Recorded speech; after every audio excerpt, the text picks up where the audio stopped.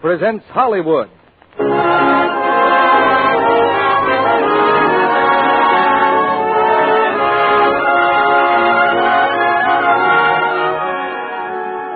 The Lux Radio Theater brings you Bing Crosby and Dorothy Lamour in Dixie with Barry Sullivan. Ladies and gentlemen, your producer, Mr. Cecil B. DeMille.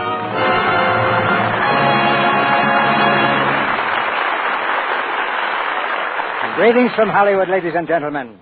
This town has given me many unforgettable memories, but none clearer than the sight of Bing Crosby in blackface and sideburns, wearing a shirt that might have been made from one of Dorothy Lamour's sarongs, bicycling down a street on the Paramount lot, puffing gently on a pipe and warbling one of the tunes from Dixie.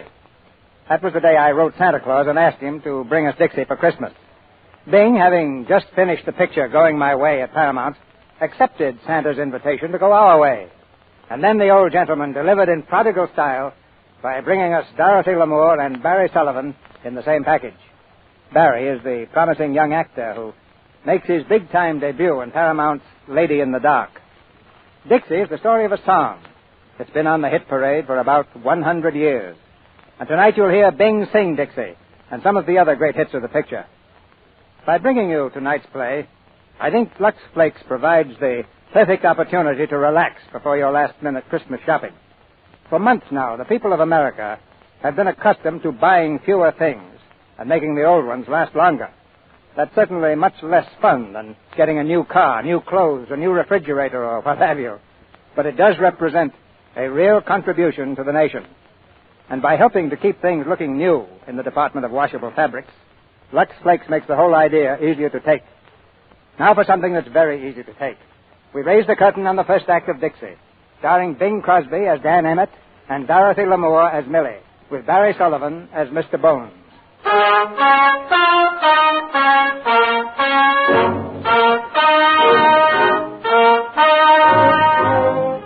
In the period before the Civil War, a new form of entertainment flashed across the American scene, the minstrel show.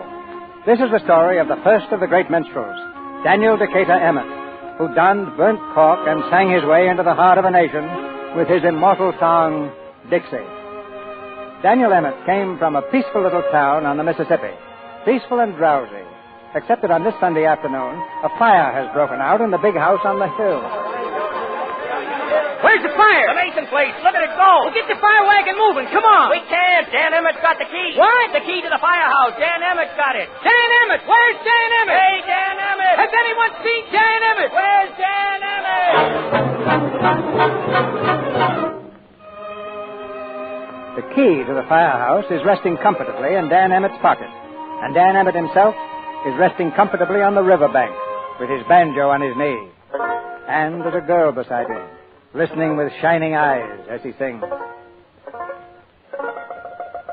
Won't you tell me when we will meet again? Sunday, Monday, or always? If you're satisfied, I'll be at your side. Sunday, Monday, or always? No need to tell me now what makes the world go round. When at the sight of you, my heart begins to pound and pound. What am I to do? Can't I be with you? Sunday, Monday, or always? Oh, Dan, that's the nicest song you've written yet. You like it, Jean? Sunday, Monday, or always. Well, never mind the Sunday and the Monday part, but don't you forget about always. Hey, What is it? thought for a second I smelled smoke. Oh, Dan, you're always smelling smoke. Yeah, I guess it's being head of the volunteer fire brigade. Job like that carries a lot of responsibility. Yes, sir. You got to be right up on your toes every second. Dan, look. It is smoke. Where? Up there on the hill. Dan, it's my house. Your house? Well, come on. I got to get over there. I got the key to the firehouse.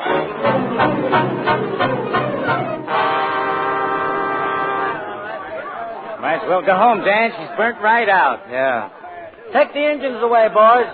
Too bad. Well, you certainly were a dang long time getting here. Now, look at my house. Just look We at couldn't it. help it, Mr. Mason. Dan had the key to the firehouse, and we couldn't locate him. What, Dan Emmett? Yeah, I'm sorry, Mr. Mason. There's not much left, is there? Oh, yes, there is. Your pipe, Dan Emmett. I found it in what was the hall. Let's see that.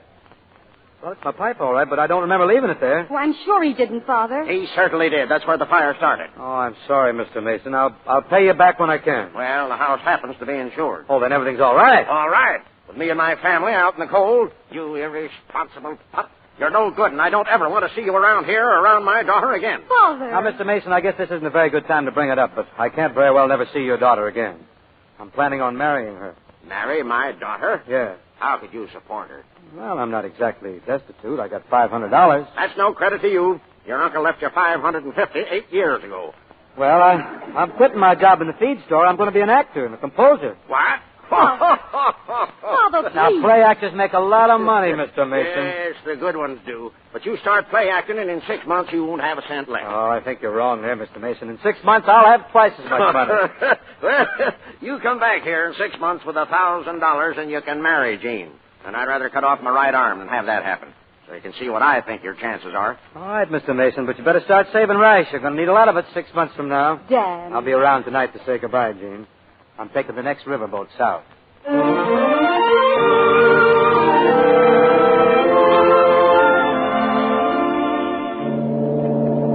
Keep those stevedores moving there. Get that cotton aboard. I looked up at Jordan, but what did I see? Coming for to carry me home, a band of angels coming after me, coming for to carry me home. Swing low, sweet chariot, coming for to carry me home. Swing low, sweet chariot, coming for to carry me home. I looked over Jordan, what did I see? Coming for to carry me home. A band of angels coming after me, coming for to carry me home.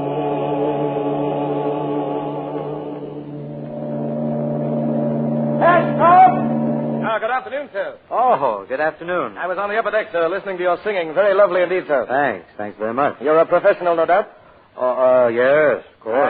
I knew it. One professional can always spot another. Here, you're a play actor? Mr. Bones, world's champion Bones player and unsurpassed on the concertina. No doubt you've heard of me.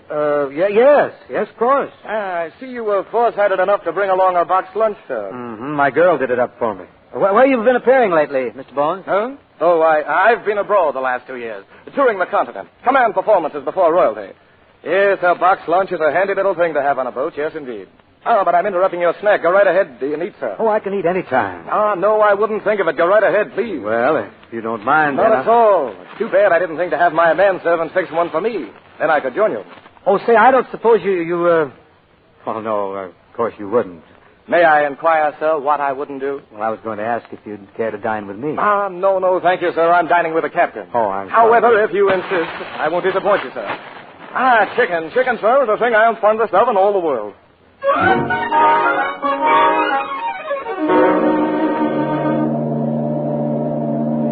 Aye, the provisions are all gone. We had quite an appetite, didn't we? Yes, if we eat like that very often, you're going to gain a lot of weight. Tell me, Mr. Emmett, in what theater do you next unleash that golden voice of yours? Right now, I'm not working. Well, don't you find that a bit awkward, being without funds? Well, I had a little windfall from an uncle of mine. Little windfall, or are you just being modest? Well, it was only $500. Well, after all, it's not really the money. It's just knowing that your uncle didn't forget you. Well, how shall we spend this pleasant afternoon? Would you care to play some cards? Not for money, of course. No, I don't know much about cards. Well, I don't know much about cards either. I just happen to have these with me. We'll play a very simple game. We'll cut the cards and the high man wins. Now, cut, sir. Your queen of hearts against my two of spades. You win. I win? Yes, let's try it again. Cut, sir. Ace of spades. Well, there's no use my drawing. You win again. Once more, sir. Thank you. Oh, you got me this time. 7 of clubs. And I have the 6 of clubs. Oh, by Jupiter, but you're lucky. You know, it's too bad we aren't playing for money. You'd make a fortune. Maybe we better play something else. Huh? No, sir. I'm determined to win at this game. Just to put some incentive into it, Mr. Emmett, I'll play you for $1. All right, put up your money. Well, no, never mind that. I'll trust you. The king of spades. Now I've got you. Whoop. The ace again. Mr. Emmett, how do you do it? I'll tell you what. I'll play you for $10. The same game? Same game. Oh, you may be sorry. That could be. That could be.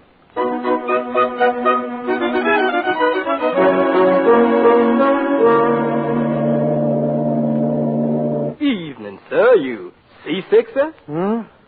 Oh, no, steward. Anything I can get for you? Yeah, you can get me $500. $500? No, never mind. Come. Excuse me, sir, but is these yours, sir? These cards under the napkin? Take them away. Yes, sir. Why, there's 6 aces of spades here. There's what, 6 aces? Let me see. Unless you was playing with 6 decks, it looks dishonest to me. Steward, where's Mr. Bones' stateroom? Mr. Bones, sir? Yes, where is he? Why, Mr. Bones got off back there at Martin's Ferry and took the fastest packet to New Orleans. New Orleans, huh? All right, thanks.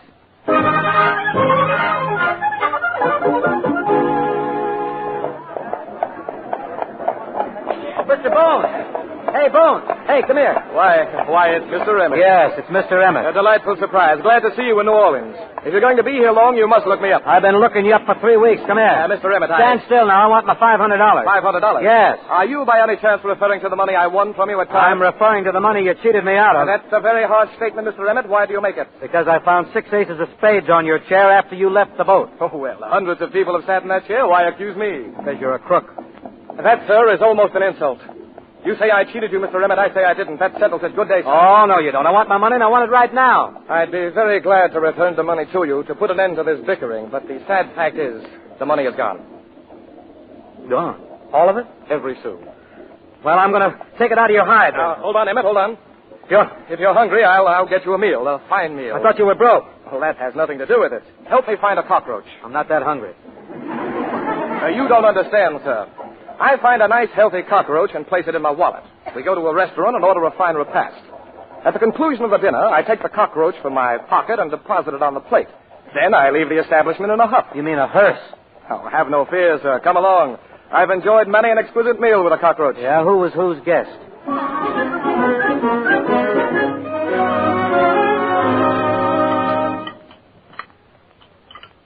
It's a delicious meal, wasn't it? Now, if there's anything else you want, we'll order it. I want you to be perfectly satisfied. Don't you get the idea this cancels the $500 you owe me. You're going to pay back every cent. You got to go to work on the levee to do it. Mr. Emmett, if you'll cease this petty persecution, I'll sponsor you in the theater. I'll make a place for you in my act. How's that? I'd rather have the $500. Come on, get the cockroach out. Let's go. Yes, Oh, wait, dear. Huh? What's the trouble? I can't find it. Can't find what? The cockroach. He's gone. Perhaps he's crawled on you. What are we going to do? Did you lose something, gentlemen? Why, yes. As a matter of fact, yes, waiter. I seem to have misplaced my wallet. And me too. Both of you have lost your wallets? I think we've been robbed, yes. That, gentlemen, you should be ashamed to use. If I were going to steal a meal, I would have a more original approach. Well, we did have. I'll be glad to sign the bill and send you my check in the morning. It won't be necessary. We can work out something right here. Oh, come on. Let go of me. No money, eh? Oh, unhand me, you. No wallet. Let go of me.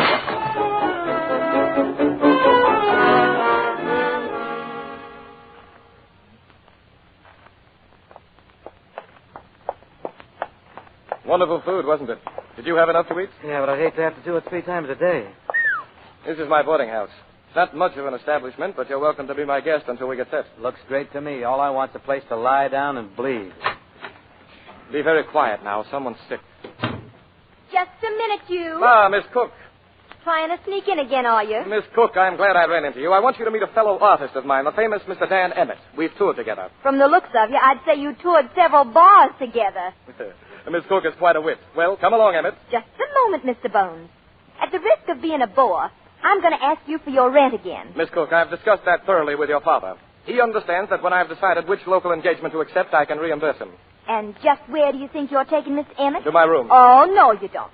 You might have made a deal with my father for yourself, but one deadbeat per room is enough. Now, wait a minute. How do you know I'm a deadbeat? I haven't been here long enough to be one. Well, you can remove all doubt by paying your rent in advance. Oh, well, Mr. Bones! Well, old timer, delighted to see you. I want you to meet one of my colleagues, the famous Mr. Dan Emmett. Dan, this is Mr. Cook. Well, Miss Emmett, I trust that you're going to stay with us for a while. well, I thought I'd... No, he isn't, Father. I'm sick and tired of this. Every room in this house is full of down-and-out actors who came to you and flattered you with a little theatrical talk and settled down to live off us. Millicent, my child. Of course, we know that you don't mean that. You're tired out. Of course I'm tired out. From sweeping and scrubbing and taking and sewing to pay the bills. We got to draw the line somewhere, and we might as well draw it through Mr. Emmett. I'd like to draw it right through Mr. Bones, too. He not only doesn't pay his rent, but he tries to kiss me every time he catches me in the back hall. My dear, you forget you're very attractive, and actors are emotional people. Besides, Mr. Bones said he would pay us when he had an engagement. Now he has one. Where? While you were out this morning, a messenger came from the Maxwell Theater. The manager wants to try out your act tonight. They've always loved me here in New Orleans. I imagine this engagement will be sensational. Well, come on, then. Let's start putting our routine together. Our routine? And why do you use the plural pronoun? We made a deal. You agreed to take me in with you. Oh, that was a hypothetical case. Sometime in the future, yes. Tonight, however, I am doing a single. If you do, you'll be doing it in your underwear. And what do you mean by that? This is too good a chance to miss. We can get 2 jobs instead of 1. In fact, we can get 4 by using those 2 broken-down actors in room 6. That means 4 actors paying rent instead of none. So, Mr. Bones, you better change your mind if you don't want your clothes locked in your room. Well, what do you say, Mr. Bones? Do we go with you, or do we lock you up? Wait. What are you going to do about those black eyes you're wearing? Makeup won't cover those. Don't expect a solution from me. I know what you could do. You can't change the color of your eyes, but you can make your faces up to match them. Go as darkies. Miss Cook, if you think the audience would stand for our masquerading as Africans, why, we'd be run out of the theater. Well, I'd rather be run out of it than never get in there at all. Come on.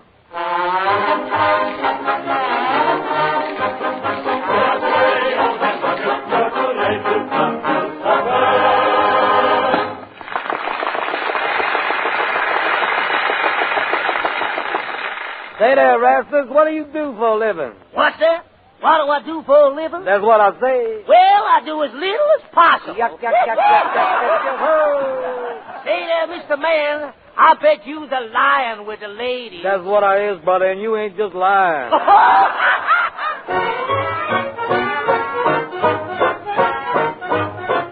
She's from Missouri. You'd know it right away. She's from Missouri. Be careful what you say. Don't try to fool her. What a fool you'd be when she has those eyes that say, you gotta show me. We'll soon be sweethearts. Her glances tell me so.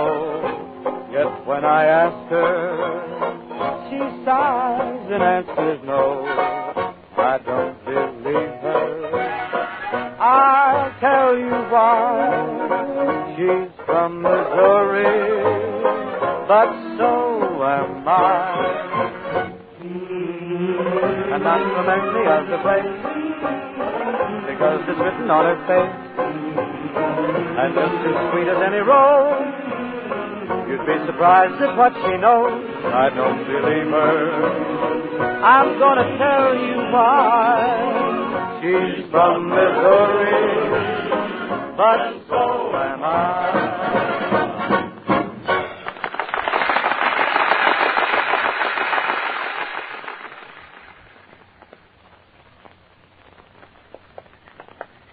Well, the act went all right. Yeah, we're a hit, I guess. Booked for a run. Kind of nice of you let me walk home with you. Oh, it's not so nice. I'm just not letting you out of my sight till we settle the terms of your rent. Oh, yeah. On top of that, I just couldn't cope with Mr. Bones tonight. He has the instincts of a boa constrictor. I knew he was a snake, but I wasn't sure what kind. I have to fight him off 3 times a day. Why don't you speak to your father? My father? Yeah. He's about as much protection as a lace shawl. You know, I have an idea that you're pretty able to take care of yourself, too. I've been doing it since I was 9. How long have you been an actor, Mr. Emmett? Not very long. I didn't think so. An experienced actor would have kissed me before I'd gone 10 feet. Well, I'm not that inexperienced. I thought of it before we'd gone 5 feet. Then why didn't you? Why don't you? I think we should have gone 5 feet further.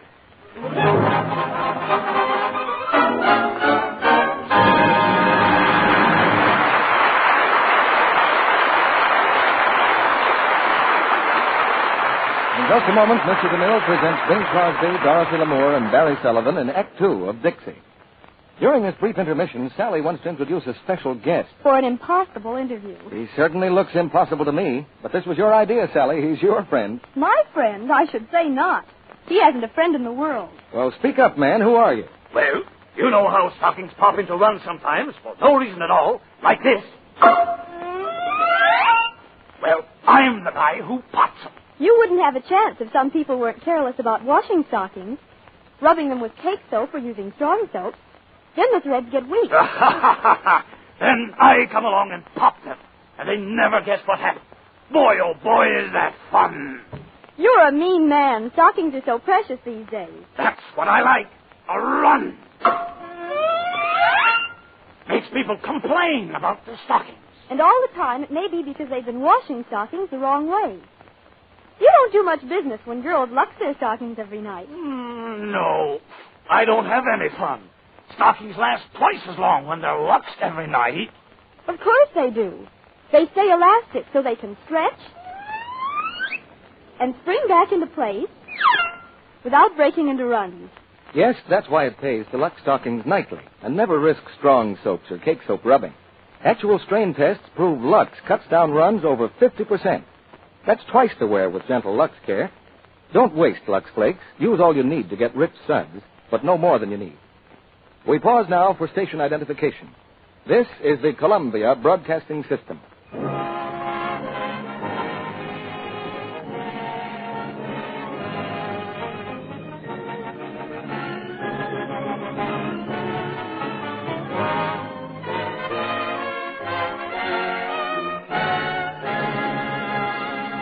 Act Two of Dixie, starring Bing Crosby as Dan Emmett and Dorothy Lamour as Millie, with Barry Sullivan as Mr. Bones.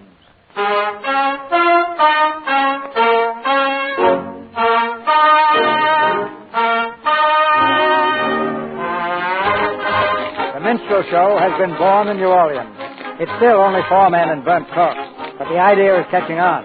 Dan Emmett has plans now. 24 men on the stage at one time. Costumes, dances, funny sayings, and brand new songs.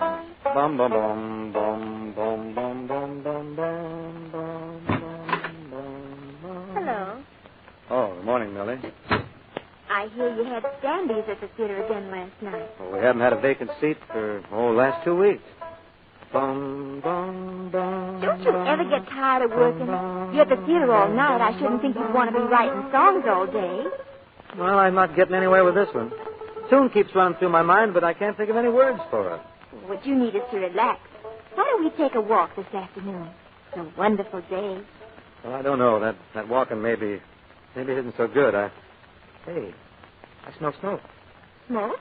Hey, look out. It's my pipe on those papers. Oh, Dan, don't burn yourself. That's all right. Hey, that was close. I got into trouble like that once before. Let me see your hand. Did you burn it? Just a little. Let me see. Oh, Dan, I'm so sorry. No, it's not bad. Look. Hey, let go, will you? Let go of my neck. Dan, kiss me. Well, here we go. Good morning. Oh, Father. I'm sorry to interrupt, but I was looking for Mr. Bones. He's going to enlarge his act, you know, and I might even consider going back on the stage myself. Oh, go right ahead with what you were doing. I'll see Mr. Bones presently. Yes. He said for us to go on with what we were doing. Millie, I think it's a pretty good thing he came in. See, I don't know what's the matter with me. I'm in love with Jean, and I'm going to marry her. If that girl really meant anything to you, you couldn't kiss me like that. Well, you sort of sneaked up on me. Oh, did I? Well, I'm not going to sneak up on you anymore. Hey, Millie.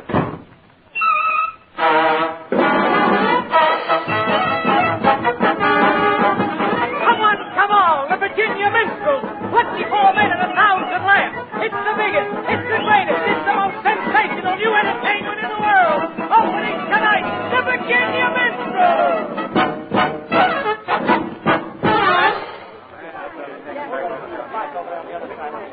Good luck, Father. Thank you, my dear. Thank you. Good luck to all of you. Thank you, my sweet. Thanks. And I suppose, Mr. Emmett, if you are successful tonight, you'll be racing back to marry that girl of yours. Yeah, or sending for her to come here. Oh, won't that be nice? Perhaps we can make it a double wedding. Mr. Bones and I are getting married, too. We are? When did I ask you? You didn't. But if you weren't leading up to it, you're a cad. Well, I don't mind. At least we can try it for a while. Well, aren't you going to congratulate us, Father? Well, my little girl married. Seems only yesterday that you were in pigtails. My congratulations to both of you. Which ones you say you were marrying? I believe she designated me. Oh, really? I'm safe, ready for the curtain. Good luck again, Father. Goodbye, my dear. Goodbye. Bye, Millie. You didn't congratulate me, Emmett? Congratulations. Your enthusiasm overwhelms me.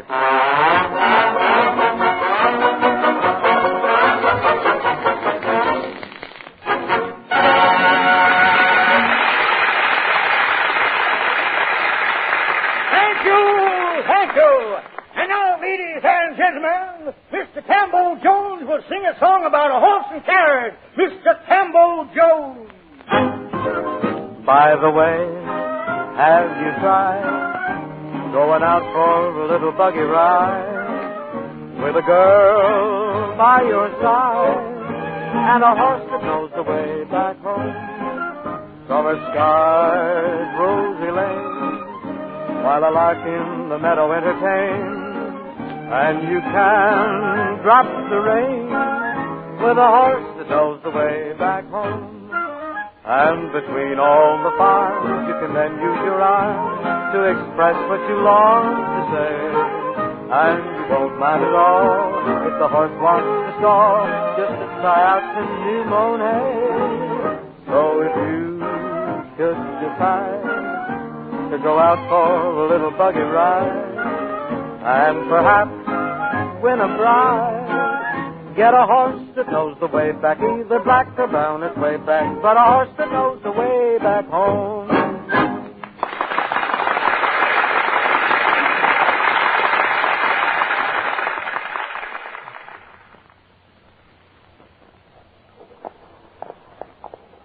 Will Antoine's be all right, Millie?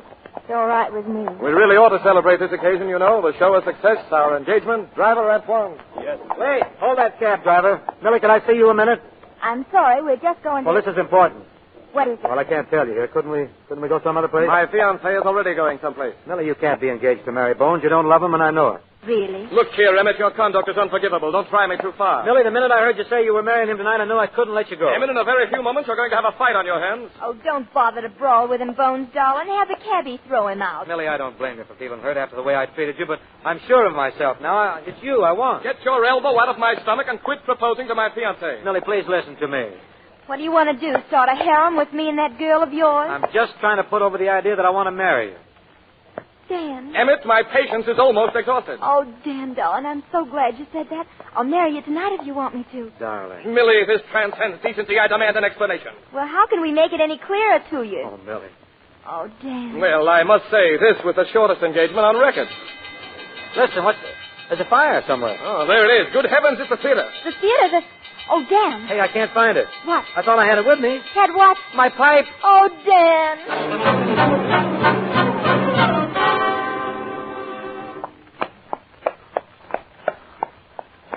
What an eventful evening. The show was a triumph. I've been engaged to 2 men and the theater burns down. I wonder what'll happen next. May I say I've had enough? Oh, don't be depressed, Dan. You'll be back at work as soon as the theater is rebuilt. We can use that time to get married and have a honeymoon. Well, before we get married, I think I'd better go back and talk to Jean. Go back? Well, why don't you write her a letter? You can write, can't you? Oh, you can't break that kind of news in a letter. You know how it is in small towns. People sort of pair you off, and when it doesn't go through, it's a tragedy. Really, the only decent thing for me to do is go back and talk to her in person. Just got to make her understand. It may be decent, but I think it's silly. What do you expect me to do while you're gone? Miss me, I hope.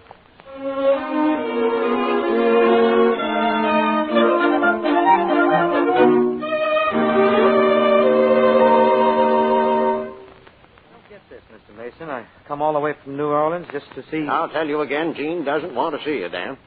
Well, why not, Mr. Mason?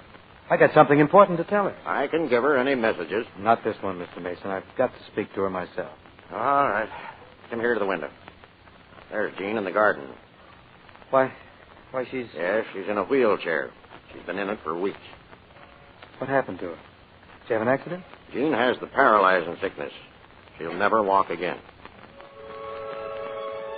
So that's why she didn't want to see me. She doesn't want your pity, Dan.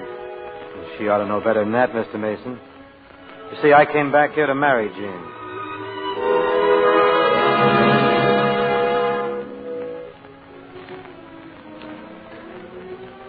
Dear Millie, I suppose you've been wondering why I haven't written. Millie, there's no gentle or easy way I can say this, so I'll tell you right out.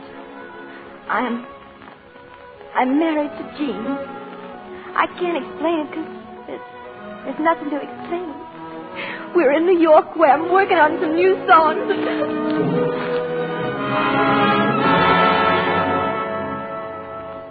Come on now, you're going to hear this new song. Oh, I feel like a baby the way you carry me around. Oh, you married a strong guy. No. Now, you just sit there and listen. All right, Master. I hope you think it was worth the trip from the kitchen when you hear it. You need a pillow, Jean? No, thanks. I'm fine, darling. All right. Did I see moonlight and magnolia trees? Smile again, my darling, if you please. Did I hear music on a warm spring breeze? Speak again, my darling, if you please. Did I feel cool September rain just then? If you please, touch my cheek with your hand again. When you are near me, I can dream with ease, and I'm yours, my darling, if you please.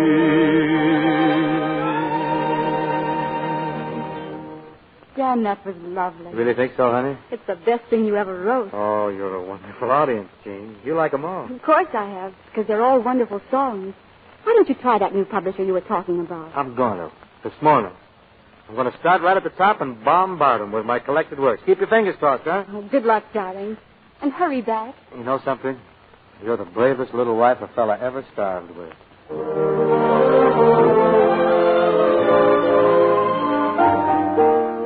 And I'm yours, my darling, if you please. Well? No, it ain't a good season for ballads. We're looking for something like The Farmer Pitched Hay All Day. Oh, then I got just the song you want. Turkey in the Straw. I don't want any songs about animals. Not about an animal. It's about a turkey. Turkey? Yeah. That reminds me, it's time for lunch. Now, wait a second. I've played you 10 songs. They're all good numbers. You must like one of them. All right, I'll give you $100. For which song? For all of them. That's only $10 a song. I can add 2. Do you want it? Well, I don't want it, but I need it. All right. I'll get you the money in an hour. Look, I got one more song. It's my best. I've been working on it for a long time, but I just got the words today. Listen. Oh, I wish I was in the land of cotton. Old times there. Hold it. Well? I'll give you $1 for it. $1? That's the trouble with you fellas. You have no foresight, no vision. I bet you haven't had a song success up here in years. Now, that's the reason we can only give you $1 for it. Thanks. I'll keep the song.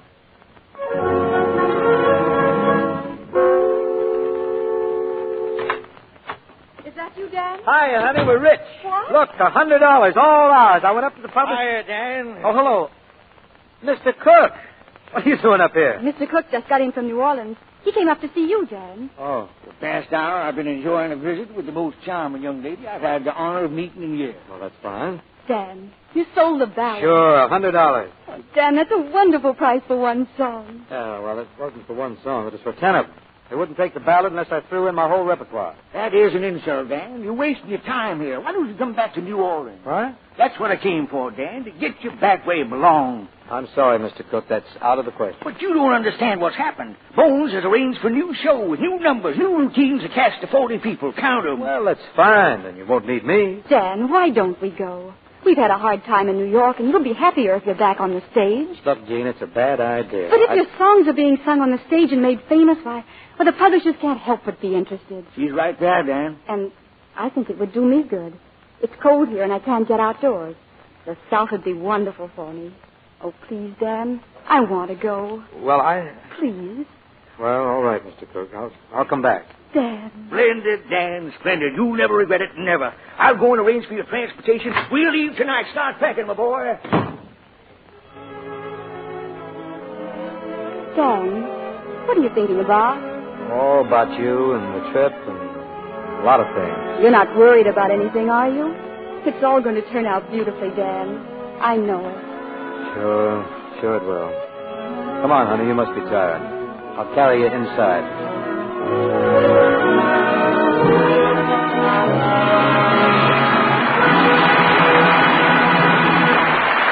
Mr. DeMille will return in a moment with Bing Crosby, Dorothy Lamour, and Barry Sullivan for Act 3 of Dixie. We have a special guest here tonight, and I'd like her to say a word now. She's Lieutenant Junior Grade Helen Rhodes of the Navy Nurse Corps, who served with our Navy at Pearl Harbor.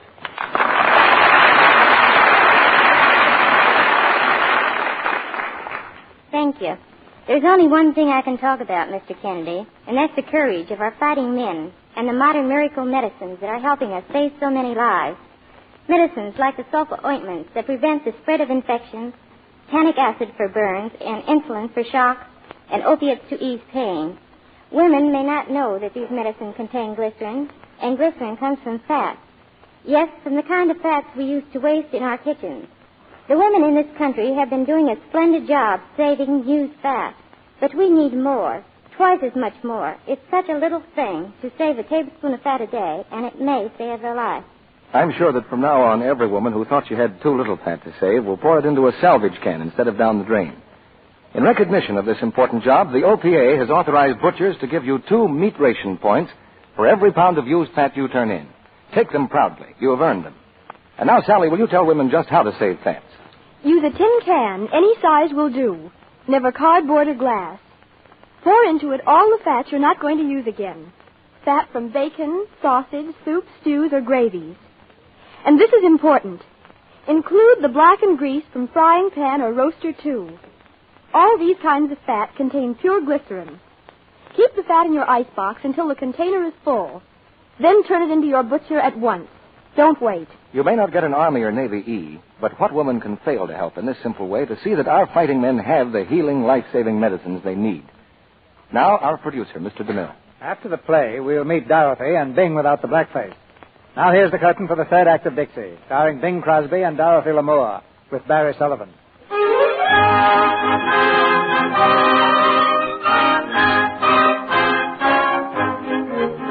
In the boarding house in New Orleans, Millie awaits the arrival of the new guests. With broom and dustpan in hand, she's sweeping the hall savagely, when our father bursts through the front door. Well, Millie, here we are. So here you are. What about it? Millie. I told you when you left here that I wouldn't have him back again, and I meant it. And if that woman he married tries to set foot in this house, she'll find herself flat on her back on the front walk. Now, Millie, you mustn't talk like that. Mr. Emmett is to be considered a professional associate of mine. I demand the same respect for him that you show me. That's just what he's going to get. Millie, please, for my sake, be ladylike. Be civilized. All right. I'll hit her daintily. Here they come. Where is she? I'll wipe.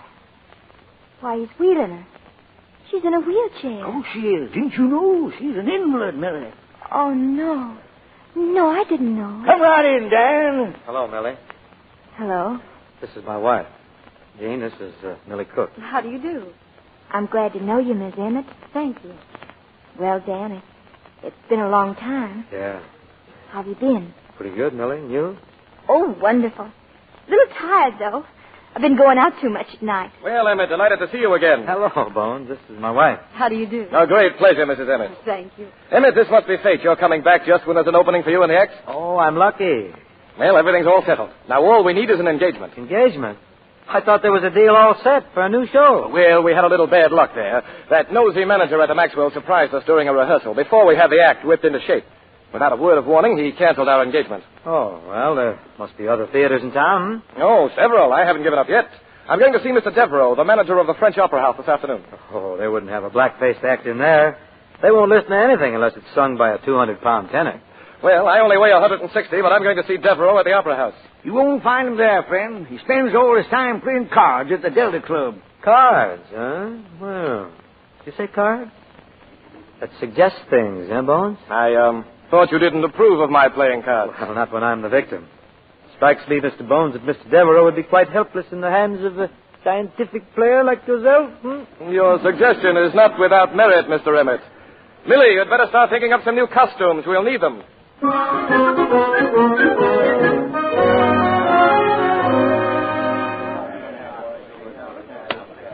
There you are, sir. 4 kings.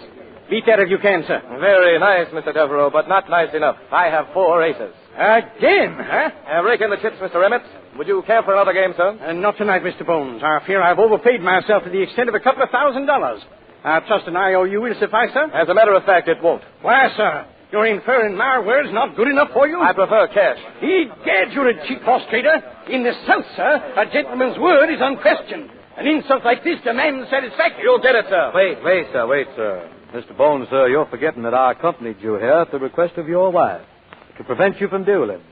You've been fighting too much lately, sir, and she says she will not be married to a murderer. I detest killing people, but the man asks for satisfaction. I leave it to you. Broadswords, rapiers, pistols, they're all the same thing. Now, just a moment, Mr. Bones, sir. I'm sure that Mr. Devereaux will be agreeable to some method of payment. Obviously, he's a man of honor. Thank you, sir. Now, may I suggest that you two gentlemen meet privately and arrive at some agreement which will prevent the spilling of blood, you all. Well, very well. I don't mind dueling, but I do hate getting up early in the morning. Well, I'm at your service, sir. Just what's in your mind? Well, I was going to suggest, sir, that I might assume your obligation to Mr. Bones in exchange for you doing me a small favor. What sort of a favor? Well, perhaps we had best discuss that within the private confines of your office. Very well, sir. Just follow me.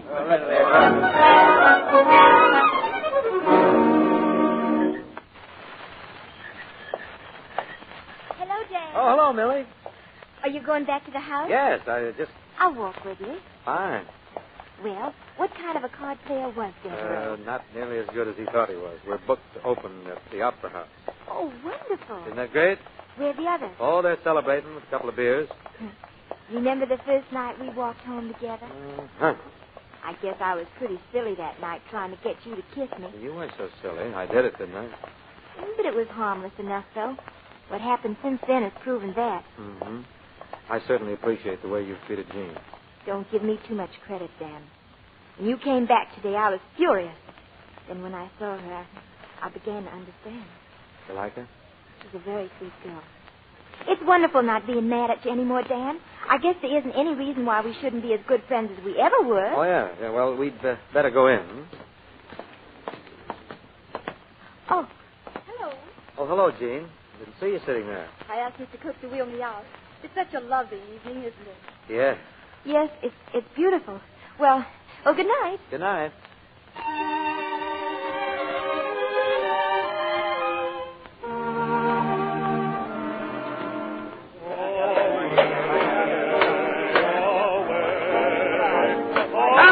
Come on, get the scenery moving. We're supposed to open this picture tonight.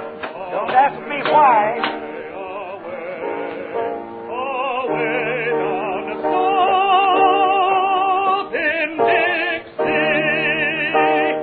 Well, Bones, how do you like it? You mean to tell me you turned down $1 for that song? What do you think, Mr. Cook? Dan, my boy, you know I've been in the theater all my life. My feeling is entirely negative. I have to sing it, Dan, and I don't like it either. Well, then I'll sing it myself. That song has got to go in the show. Dan! Yeah, honey, what? Dan, you know more about this than I do. But it seems to me the song should be played faster. Well, not to me it doesn't. People can yell all they want to, but that song's going to stay the way it is. Oh, Mr. Emmett, sir. Could I speak to you a minute, sir? Oh, yeah, sure, Mr. Devereaux. Mr. Emmett, sir, our subscribers were expecting a more dignified type of entertainment. We cannot permit a blackface act in the French Opera House, sir. Oh, no? Well, I've got a contract for 3 months signed by you. What about it?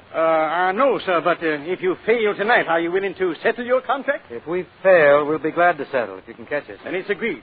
Goodbye, sir. And for your information, I wish I'd fought that duel, no matter how it came out. By the way, what happened to your southern accent? Oh, I had my tonsils taken out.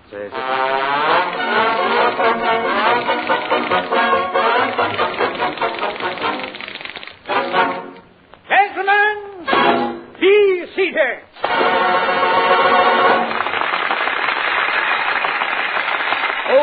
Mr. Campbell. Yowza. Tell me, are you married? Yes, sir. I got me a wife and 3 kids.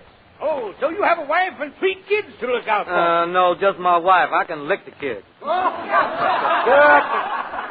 Ladies and gentlemen, introducing a song called Sunday, Monday, Always, sung by Dan Emmett.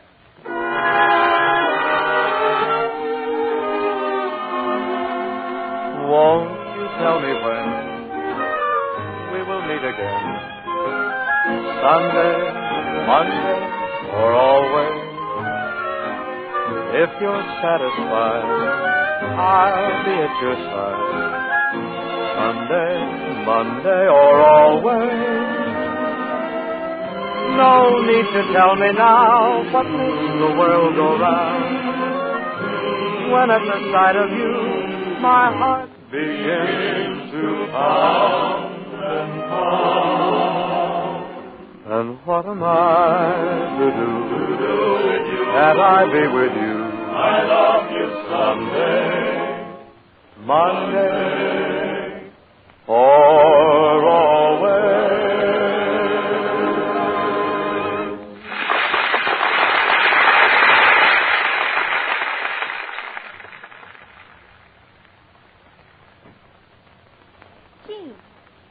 Gene, aren't you going to watch the show? What are you doing down here? I had someone wheel me to Dan's dressing room. Gene, what's the matter? Nothing. Why, Millie? Well, the doorman told me a boat ticket was delivered to you just before the show started. 1 ticket. Where you going, Gene? I thought I'd go home for a while. You see, I know, Millie. You know what? I've watched you and Dan. I know he's in love with you. Gene. Oh, I don't blame him, or you either. Wait a minute. You're all wrong, Gene. I'm going to be married tomorrow to Mr. Bones. You and Bones? Sure. We're going to announce it tonight. Well, but... I guess you are surprised, huh? I'll probably have to spend the rest of my life getting him out of bed in the morning and out of jail at night, but it won't be dull anyhow.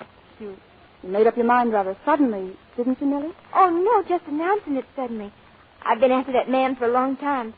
I had to circle him, though. He's not to marry in time.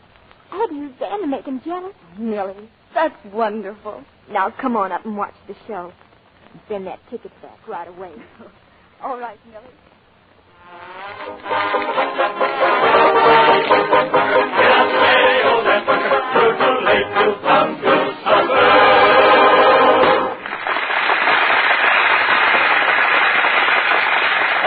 Mr. Campbell. Yowza. Why are you always broke? Don't you take your salary to the bank every week? Got to. It's too small to go by itself. I hear you have a dog, Sambo. Yes, sir. I done got me the smartest dog, most expensive dog in the world. But I done sold him. You sold your dog for how much? $100,000. Cash money? No, I got me 2 $50,000 cats. Mr. Cook, I smell something. I smell smoke. Good gracious, the theater's on fire. Well, play something. Play something quick. Play something fast, Sambo. Hurry up. Play Dixie. Yeah, sing it, Dan. Sing it loud. Just keep the seats, folks. Keep the seats. I wish I was in the land of cotton. Old times are not forgotten. Look away, look away, look away, Dixieland. In Dixieland, where I was born in early on a frosty morning. Look away, look away, look away, Dixieland. Then I wish I was in Dixie. Hooray, hooray. In Dixieland, I'll take my stand to live and die in Dixie.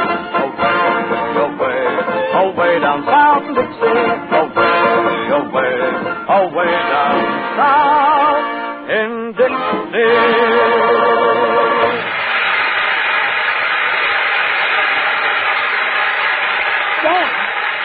Dan, come here. fire out? Yes, the fire's out. Where's your pipe? My pipe? Well, I left it in the prep room. Oh, fine. That's where the fire was. Get out there. We're doing Dixie again. They heated up. Where's Jean?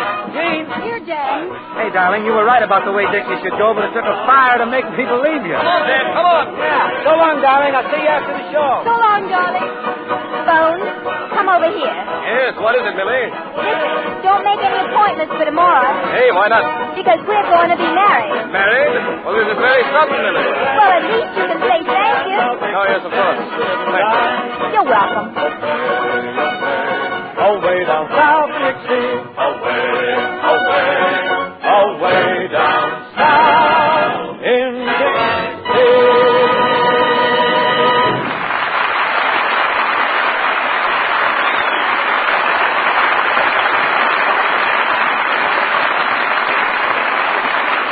Before our stars return for a curtain call, here's a suggestion to mothers of wartime brides.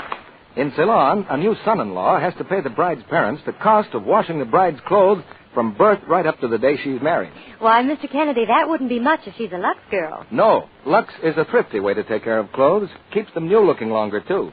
And making things last is mighty important these wartime days.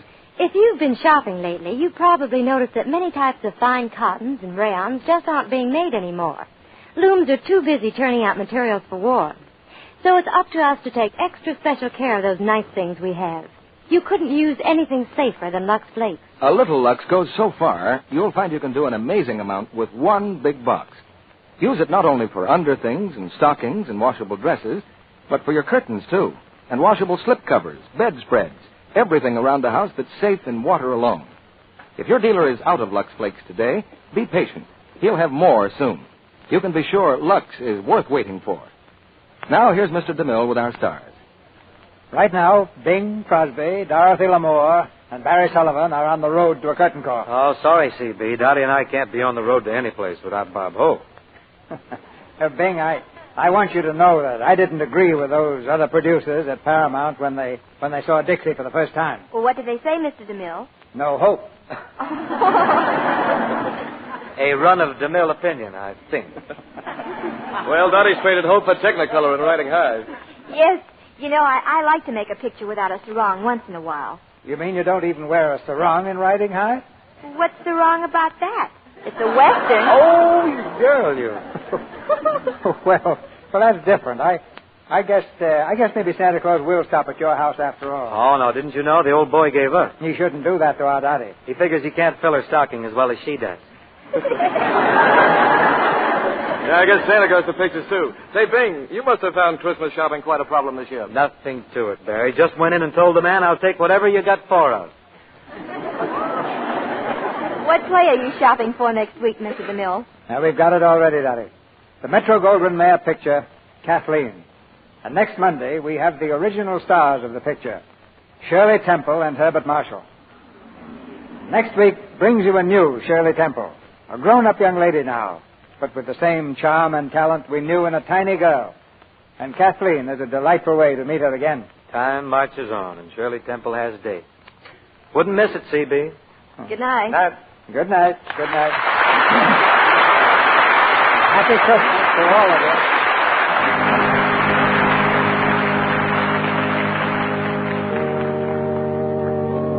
Ladies and gentlemen, as our third wartime Christmas draws near, it seems to me that we are closer to the true Christmas than for many years past. Closer to the Christmas immortalized by Dickens. The holiday our fathers knew on snowbound farms. And to the Christmas of the little inn of Bethlehem. The false trappings have fallen by the wayside. A warmer kinship joins us all together and brings us, here at home, close to our own out there. From an American Army sergeant has come a message that is especially fitting for this week. The sum of all his experience in battle is in these few simple words. There are no atheists in foxholes. May we at home profit by that thought.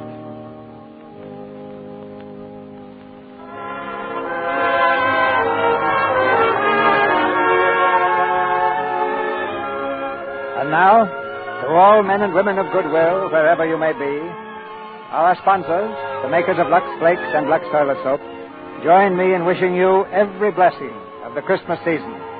And we invite you to be with us again next Monday night when the Lux Radio Theater presents Shirley Temple and Herbert Marshall in Kathleen with Francis Gifford. This is Cecil B. DeMille saying good night to you from Hollywood.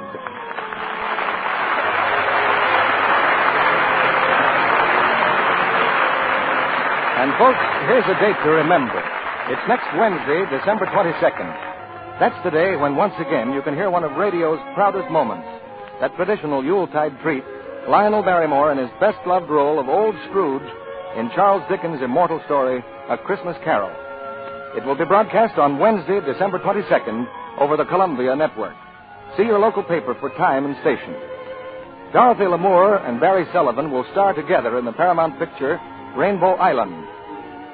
Heard in tonight's play were Leo Cleary as Mr. Cook, Louise Arthur as Jean, and Cliff Clark, Norman Field, Ed Emerson, Charles Seal, Horace Willard, Eddie Marr, and Griff Barnett. Our music was directed by Louis Silvers. This program is broadcast by international shortwave to our fighting forces overseas through cooperation with the Armed Forces Radio Service. This is your announcer, John M. Kennedy, inviting you to tune in again next Monday night to hear Shirley Temple and Herbert Marshall with Francis Gifford in Kathleen. Say, lady, take a minute. What for? I'm buying vitamins. Exactly. And before you buy, look at the labels. Take a minute, see what's in it. Some products, you know, leave out vitamins A and D, or the essential B complex vitamins, or costly vitamin C. But not Vims, no indeed. Vims give you all the vitamins and minerals needed to supplement the average diet. So take a minute, see what's in it. Then you'll get Vims. This is the Columbia Broadcasting